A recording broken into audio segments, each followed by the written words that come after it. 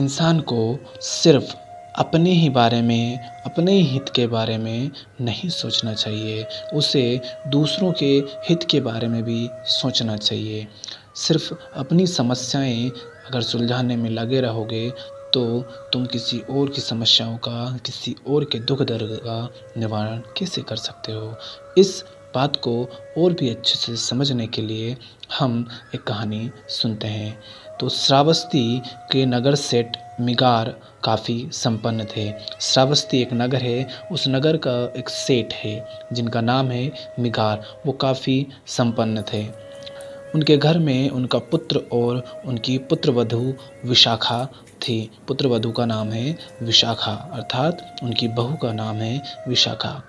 एक दिन मिगार अर्थात विशाखा के ससुर भोजन कर रहे थे तो और विशाखा उन्हें पंखा झल रही थी, अर्थात उन्हें हवा कर रही थी। तो उसी समय उनके द्वार पर एक बौद्ध भिक्षु भिक्षा मांगने के लिए आता है। विशाखा ने सोचा कि उसके ससुर उसे आज्ञा दें तो वह उठकर भिक्षु के लिए कुछ ले आए, किंतु मिगार ने भिक्षु की पुकार अनसुनी कर दी। वे चुपचाप भोजन करते रहे। भिक्षु ने जब फिर से पुकारा तो विशाखा बोली उस भिक्षु से, आर्य, मेरे ससुर बासी अन्न खा रहे हैं, अतः आप अन्यत्र पधारें। अर्थात वो विशाखा कहती हैं कि जो मेरे ससुर हैं वो बासी खाना खा रहे हैं, रात का रखा हुआ खाना खा रहे हैं, तो आप कहीं और जाकर अपने जो अन्न की आवश्यकता की पूर्ति कर सकते हैं। तो यह सुनते ही मिगार की आंखें अर्थात ससुर की आंखें क्रोध से लाल हो गईं। वे तत्काल भोजन छोड़कर उठ खड़े हुए और विशाखा से बोले, तूने मेरा अपमान किया है, मेरे घर से अभी निकल जा। विशाखा ने बड़े ही नम्र स्वर में कहा,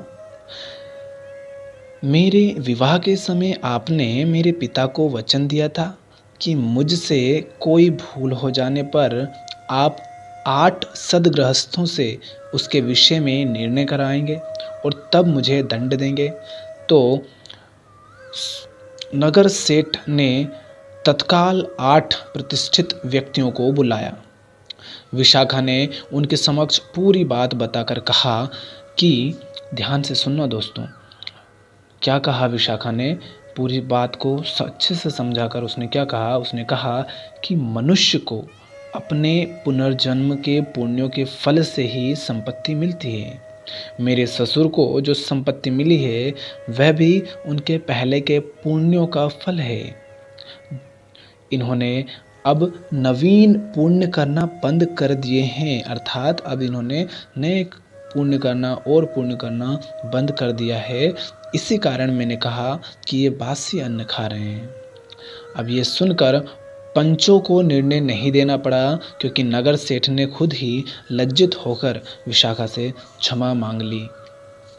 तो इस कहानी का सार ये है कि हमें स्व के साथ पर की भी चिंता करना चाहिए, अर्थात स्वयं के साथ साथ दूसरों के हित की भी चिंता करना चाहिए। एक सच्चे सद्गृहस्थ का यह लक्षण है और यही परहित चिंतन हमें यश और पुण्य का भागी बनाता है। तो साथियों, अक्सर ऐसा होता है कि हम जब बहुत कुछ कमा चुके होते हैं तो हम दूसरों की फिर मदद नहीं करते हैं, ये सोचकर कि हमारे पास तो बहुत है, हमें किसकी ज़रूरत है। किंतु हमें ऐसा नहीं करना चाहिए। हमें अगर हम कर सकते हैं तो हमेशा कार्य करते रहना चाहिए और पुण्य कार्य भी करते ज़रूर रहना चाहिए।